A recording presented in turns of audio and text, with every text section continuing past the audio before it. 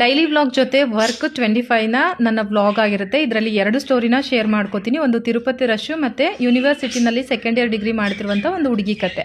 So first ಮೊದಲನೇದಾಗಿ ತಿರುಪತಿನಲ್ಲಿ ನೀವೇನಾದರೂ ಹೋಗೋದಿತ್ತು ಅಂತಂದರೆ ವೀಕ್ ಡೇಸಲ್ಲಿ ಪ್ಲ್ಯಾನ್ ಮಾಡಿ. ವೀಕೆಂಡಲ್ಲಿ ತುಂಬ ರಶ್ ಇರುತ್ತೆ. ನಾವು ಸ್ಯಾಟರ್ಡೆ ಸಂಡೇ ಹೋಗಿದ್ದು. ಸಂಡೇ ನಾವು ದರ್ಶನಕ್ಕೆ ನಿಂತ್ಕೊಂಡಿದ್ದು ಮಾರ್ನಿಂಗ್ 6:30ಗೆ, ನೈಟು 11:50 ಆಯಿತು ದರ್ಶನ ಆಗೋಷ್ಟೊತ್ತಿಗೆ. ಸೊ ಹಾಗಾಗಿ ವೀಕ್ ಡೇಸಲ್ಲಿ ಸ್ವಲ್ಪ ರಶ್ ಕಡಿಮೆ ಇರುತ್ತೆ. ಇನ್ನು VIP ಟಿಕೆಟ್ ಅಲ್ಲಿ ಬಂದುಬಿಟ್ಟು ಗೌರ್ಮೆಂಟ್ ಚೇಂಜ್ ಆಗಿರೋದ್ರಿಂದ ನೀವೇನಾದರೂ VIP ಟಿಕೆಟ್ನ ಪಡ್ಕೋಬೇಕಂದ್ರೆ 3 ಮಂತ್ಸ್ ಬ್ಯಾಕೆ ನೀವು ಬುಕ್ಕಿಂಗ್ನ ಮಾಡ್ಕೋಬೇಕಾಗುತ್ತೆ. ಅಲ್ಲಿ ಹೋಗಿ VIP ಟಿಕೆಟ್ನ ತೊಗೋತೀನಿ ಅಂದರೆ ಅದು ಸಾಧ್ಯ ಇಲ್ಲ. ಸೊ ಹಾಗಾಗಿ ಹೋಗೋರಿತ್ತು ಅಂದರೆ ವೀಕ್ ಡೇಸಲ್ಲಿ ಸ್ವಲ್ಪ ಪ್ಲ್ಯಾನ್ ಮಾಡ್ಕೊಂಡು ಹೋಗಿ. ಧರ್ಮದರ್ಶನ ಸ್ವಲ್ಪ ರಶ್ ಕಡಿಮೆ ಇರುತ್ತೆ.